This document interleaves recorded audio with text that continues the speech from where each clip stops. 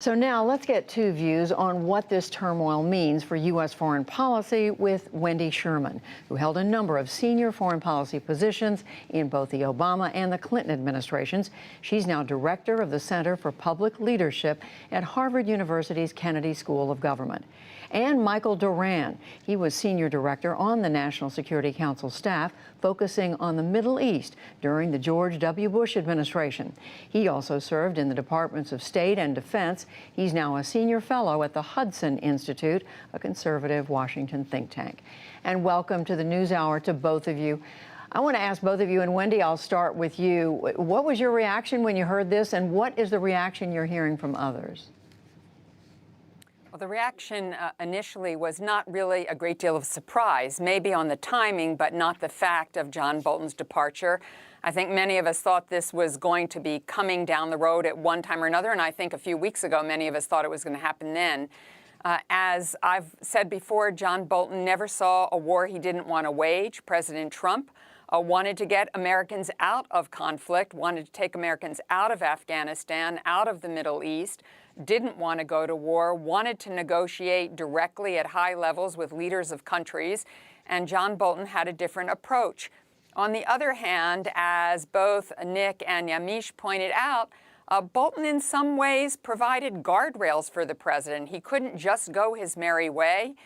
But in both cases, both in the case of President Trump and of John Bolton, process is not what's important here. Each of these are very strong men who believe their point of view and their way forward is the right way forward. One, however, happens to be the President of the United States, and he does get to decide. And Michael Doran, what was your reaction, and what are you hearing from other people you talked to today? My reaction was a little different. It was a combination of a little bit of disappointment, but then, like with Wendy, I wasn't all that surprised. I was disappointed because I like a lot of John Bolton's policies. In particular, I like the effect that he's had on the Iran deal, and I tend to agree with him. But I was always a little bit surprised by the choice of him as National Security Advisor, because that job is really best done by someone who is a master of process rather than content. They have to obviously understand the content, and they have to have a deep awareness, a deep knowledge of foreign policy. But the job is a coordinating role, really. You have to bring all of the other principals together in the National Security Council, make sure that the president understands the views of those principals as those principals want them to be understood, and then to help the president come to a decision. And as your reporter said, you have to implement the president's decision and not pursue your own agenda. But it sounds like you're saying, Michael Doran, that you don't think that was John Bolton's strength, coordination, keeping the trains running on time, in effect, at the National Security Council. Exactly. I mean, we all know I worked with him when I was in the Bush White House. He's an extremely talented and intelligent person, and he's also a professional. But he's a man with very strong views, and that's not what you look for in a national security advisor, usually. Wendy Sherman, what ultimately do you think is John Bolton's effect on U.S. foreign policy? Where did he make the most difference? I think his effect has been quite disastrous because we don't have a resolution to any of the many problems in front of us.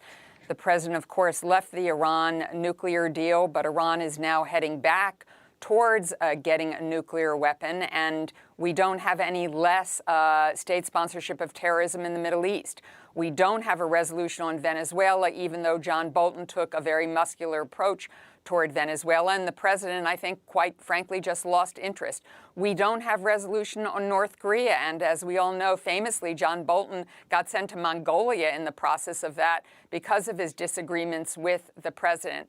We don't have resolution in the China tariff trade deal, and I'd say the only place where John Bolton's hand is really shown is that he did get the president to withdraw from the INF treaty. That's the treaty with Russia around missiles. And indeed, I think the president didn't much care about that and was glad to let Bolton take the lead.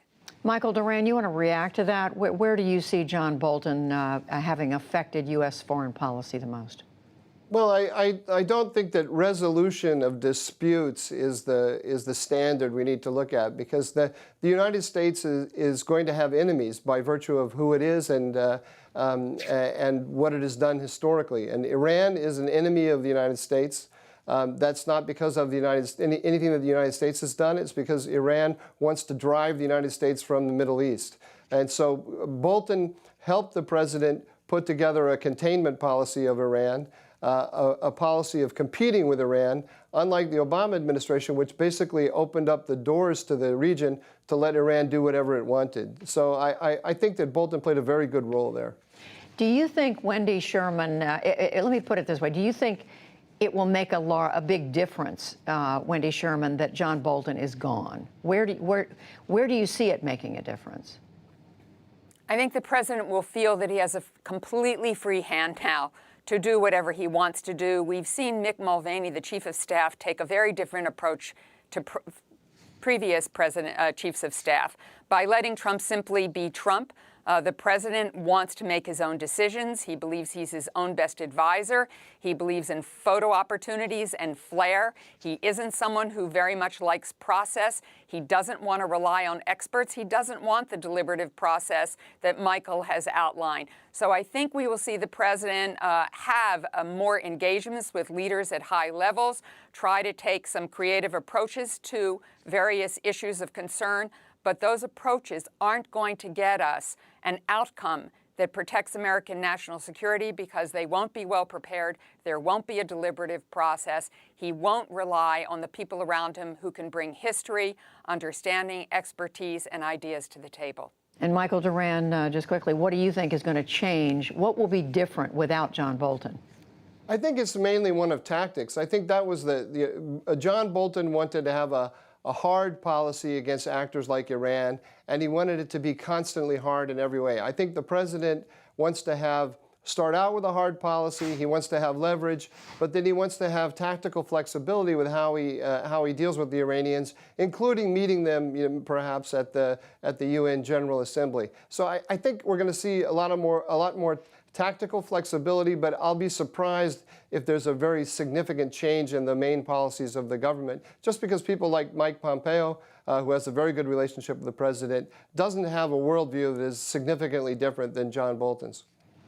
Michael Doran and Wendy Sherman, thank you both very much. Thank you. Thank you, Judy.